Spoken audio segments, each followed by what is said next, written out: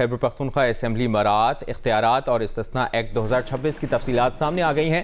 ارکان اسمبلی کو یومیہ سفری، رہائشی، ٹیلی فون، طبی، دیگر الاؤنسز سہولتیں دی جائیں گی۔ اس کی تفصیل جانیں گے نمائندہ جیو نیوز ہمیں جوائن کر رہے ہیں رسول داور اپڈیٹ کیجیے۔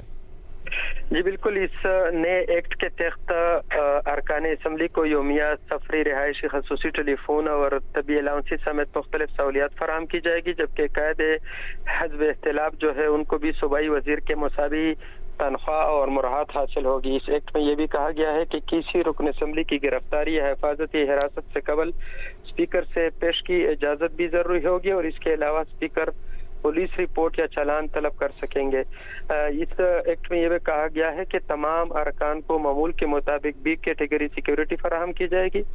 رسول داور سے ہم رابطہ کرنے کی کوشش کریں گے اور اپڈیٹ کریں آپ کو۔ خیبر پختونخوا اسمبلی مراعات اختیارات اور استثناء ایکٹ 2026 کی تفصیلات سامنے آ گئی ہیں۔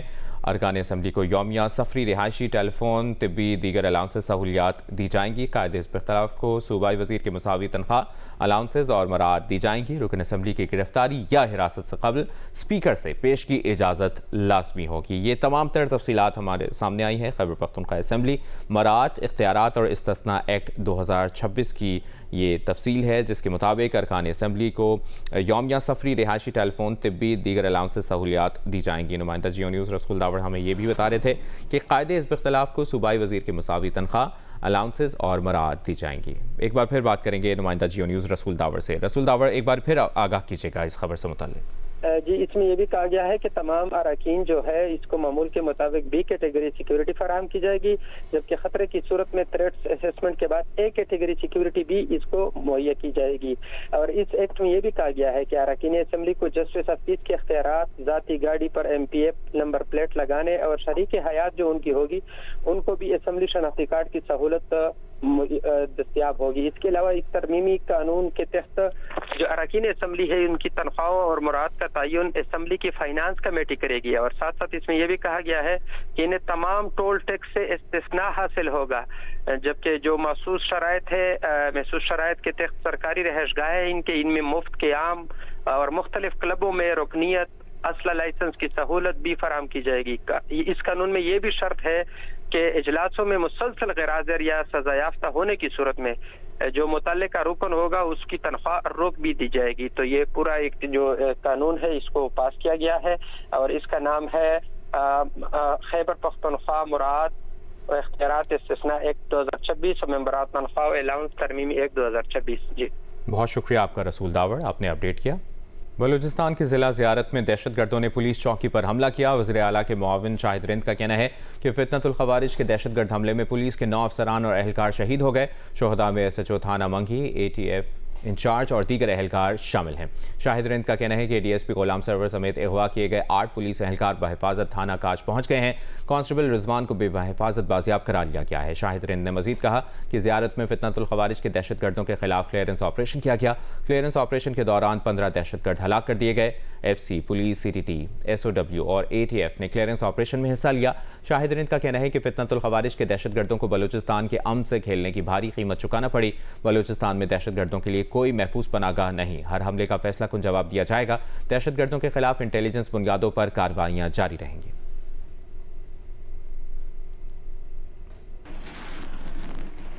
زیارت فٹ بال اسٹیڈیم میں شہید پولیس افسران کی نماز جنازہ ادا کر دی گئی۔ شہید SHO محمد حسین کاکڑ اور شہید SHO منصور احمد کاکڑ کی نماز جنازہ ادا کی گئی۔ پولیس کے چاق و چوبند دستے کی جانب سے شہداء کو سلامی پیش کی گئی۔ زیارت میں پولیس چیک پوسٹ پر فائرنگ اور اغوا کے خلاف احتجاج کیا جا رہا ہے۔ زیارت کراس پر علاقہ مکینوں نے قومی شاہراہ بند کر دی۔ قومی شاہراہ کی بندش سے پنجاب اور خیبر پختونخوا جانے اور آنے والے راستے بند ہو گئے۔ شاہراہ کی بندش سے دونوں جانب گاڑیوں کی لمبی قطاریں لگ گئیں۔ مظاہرین کا مطالبہ ہے کہ مغوی پولیس اہلکاروں سمیت تمام افراد کی فوری بازیابی یقینی بنائی جائے۔ وزیر اعلیٰ بلوچستان میر سرفراز بگٹی زیارت پہنچ گئے۔ سرفراز بگٹی کا کہنا ہے کہ دہشت گردی کے خلاف جنگ فیصلہ کن مرحلے میں ہے۔ حکومت عوام کو تنہا نہیں چھوڑے گی۔ حالات مشکل ضرور ہیں مگر حکومت اپنی ذمہ داریوں سے پیچھے نہیں ہٹے گی۔ وزیر اعلیٰ کا کہنا تھا کہ زیارت میں پولیس کے بہادر جوانوں نے آخری سانس تک مردانہ وار مقابلہ کیا۔ شہداء کے بچوں کی تعلیم کفالت کی ذمہ داری حکومت بلوچستان اٹھائے گی۔ وزراء سے بات چیت کرتے ہوئے سرفراز بگٹی کا کہنا تھا کہ بند کمروں میں بیٹھ کر حالات کا مقابلہ نہیں کیا جا سکتا۔ حالات اتنے اچھے نہیں لیکن عوام کی حفاظت کے لیے خود نکلنا ہوگا۔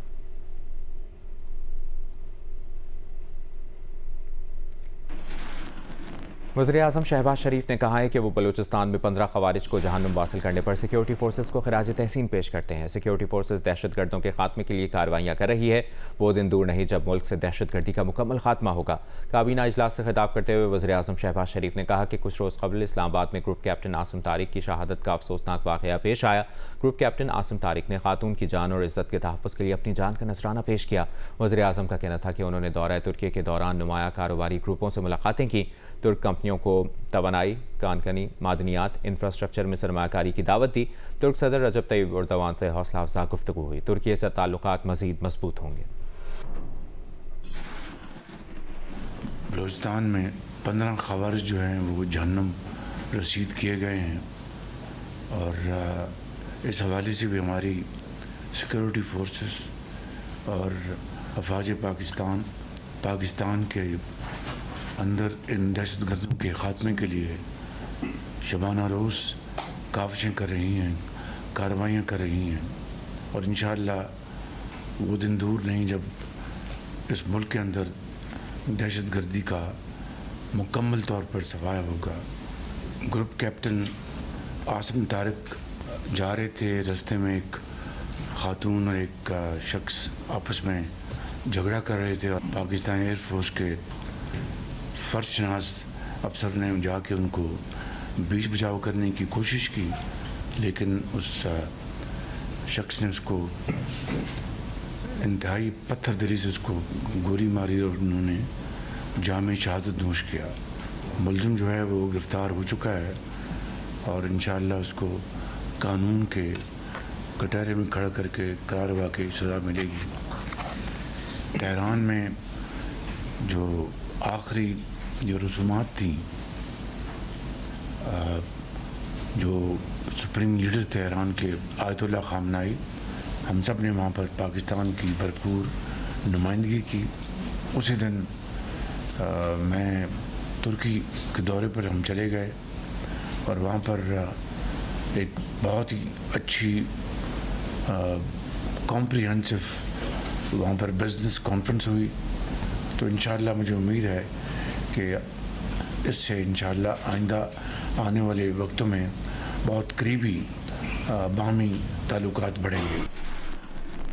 گروپ کیپٹن عاصم طارق شہید کی نماز جنازہ ادا کر دی گئی۔ سربراہ پاک فضائیہ air chief marshal Zaheer Ahmed Babar Sidhu نماز جنازہ میں شریک ہوئے۔ سینئر افسران اور فضائیہ کے جوانوں اور شہریوں نے بھی بڑی تعداد میں نماز جنازہ میں شرکت کی۔ Air chief marshal Zaheer Ahmed Babar Sidhu کا کہنا ہے کہ گروپ کیپٹن عاصم طارق شہید کی قربانی پاک فضائیہ اور مسلح افواج کی اعلیٰ روایات کی حقیقی عکاس ہے۔ گروپ کیپٹن نے بے گناہ شہری کی جان بچاتے ہوئے اپنی جان کا نذرانہ پیش کیا۔ شہید افسر نے یہ ثابت کیا کہ پاک فضائیہ کے افسران اور جوان ہم وطنوں کی عزت اور وقار کے تحفظ کے لیے بھی پرعزم ہیں۔ گروپ کیپٹن عاصم نے اسلام آباد میں خاتون کو ہراسانی سے بچانے کی کوشش کے دوران جام شہادت نوش کیا تھا۔ پی ٹی آئی کے صدر پرویز الہی نے گروپ کیپٹن عاصم طارق شہید کے اہل خانہ سے ٹیلی فونک رابطہ کیا اور تعزیت کا اظہار کیا۔ پرویز الہی کا کہنا ہے کہ قوم کے بہادر سپوت نے انسانیت کے لیے اپنی جان کا نذرانہ پیش کیا۔ گروپ کیپٹن عاصم طارق کی شہادت کو دنیا بھر میں خراج عقیدت پیش کیا جا رہا ہے۔ گروپ کیپٹن عاصم طارق شہید کو تمغہ بصالت سے نوازا جائے۔